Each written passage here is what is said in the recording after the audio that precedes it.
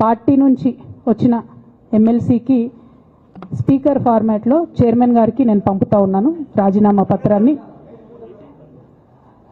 అట్లానే BRS party ప్రాథమిక సభ్యత్వానికి కూడా గౌరవ పెద్దలు కేసీఆర్ గారికి రాజీనామాను పంపుతా ఉన్నాను. దీన్ని మన రావుల చంద్రశేఖర్ రెడ్డి గారికి తెలంగాణ భవన్కి వారికి నేను పంపుతా ఉన్నాను. ఎందుకు ఇవి ఇప్పుడే చూపించినా అంటే పదవుల మీద నాకు ఎప్పుడు ఆశ లేదు. మేము ఉద్యమంలోకి వచ్చింది ఎందుకంటే మా నాన్న ఒక్కరు ఇంత ఒంటరి పోరాటం చేస్తున్నారు, ఎంత వీలైతే అంత ఆయనకు మద్దతు ఇవ్వాలని వచ్చినాం. ఆనాడు మేము ఉద్యమంలోకి వచ్చినప్పుడు పార్టీ అధికారంలోకి వచ్చే ఆస్కారమే లేకుండే. తెలంగాణ వస్తుందో రాదే అనే అనుమానాలు అంతటా ఉండే. తీసుకొని ఈ పత్రికా సమావేశానికి వచ్చినందుకు నిన్న మధ్యాహ్నం తర్వాత భారత రాష్ట్ర సమితి నుంచి ఒక ప్రకటన మీ అందరి ద్వారా నేను మీడియాలో చూడడం జరిగింది. మరి బీఆర్ఎస్ నుండి వచ్చినటువంటి ఈ ప్రకటనలో పార్టీ ఎమ్మెల్సీ శ్రీమతి కె కవిత ఇటీవలి కాలంలో ప్రవర్తిస్తున్న తీరుతెన్నులు, కొనసాగిస్తున్న పార్టీ వ్యతిరేక కార్యకలాపాలు బీఆర్ఎస్ పార్టీకి నష్టం కలిగించే రీతిలో ఉన్నందున పార్టీ అధిష్టానం ఈ విషయాన్ని తీవ్రంగా పరిగణిస్తున్నది.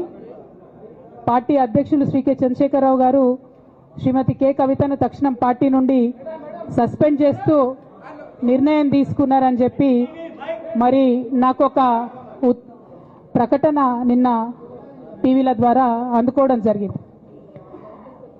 మరి నేను పార్టీ నుండి వచ్చినటువంటి లేఖలో ప్రత్యేకంగా 2 అంశాల మీద మాట్లాడదలుచుకున్నాను. నేను అక్రమ కేసులు పెట్టి నా మీద తిహార్ జైల్లో 5.5 నెలల పాటు ఉండి బయటకు వచ్చిన తర్వాత నవంబర్ 23వ తారీఖు 2024 నుండి నేను ప్రజాక్షేత్రంలోకి వచ్చి అనేక కార్యక్రమాలు చేయడం జరిగింది. మరి నేను చేసినటువంటి పనులలో మొట్టమొదటిది ఒక బిడ్డ హాస్టల్లో చనిపోతే ఆమెను విజిట్ చేసి, అట్లానే గురుకులాల్లో జరుగుతున్నటువంటి అన్యాయాల మీద మొట్టమొదటి కార్యక్రమం తీసుకొని నేను మాట్లాడినా.